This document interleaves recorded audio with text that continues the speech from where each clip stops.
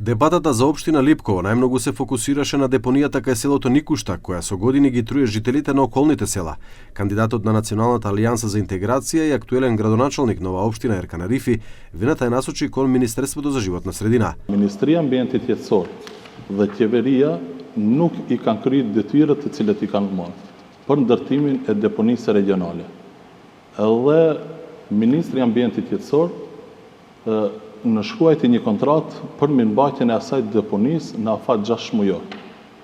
Edhe pas nënshkrimit të kontratës, menjëherë për 20 ditë sjellë një urdhëresë për mbylljen e asaj deponie, e cila është urdhëresë për politikë ditore, për arsye se 82 komuna në nivel të Republikës së Maqedonisë së Veriut e kanë statusin e njëjtë si ajo deponi.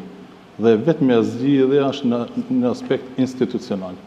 Неговиот против кандидатот Влен, Неджмедин Садику, рече дека за 8 години додека Арифи бил градоначалник, требало да се најде друго место за депонијата, што е можно подалеку од населените места. Kontestuese është, edhe pse ka vendim të qeverisë, kontestuese është afërsia e deponisë që është leju të mbahet aty afër.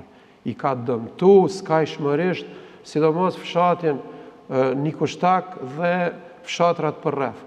Është dashur pasi që me të vërtetë të gjendet një vend ku duhet krijohet një deponi, të jetë spaku 3 kilometra larg vendbanimit, për shkak kundërmimit të erës, për shkak të zjarreve që shkaktohen, për shkak të asaj që thash grumbullohen edhe kafshë dhe qenë ndatsak.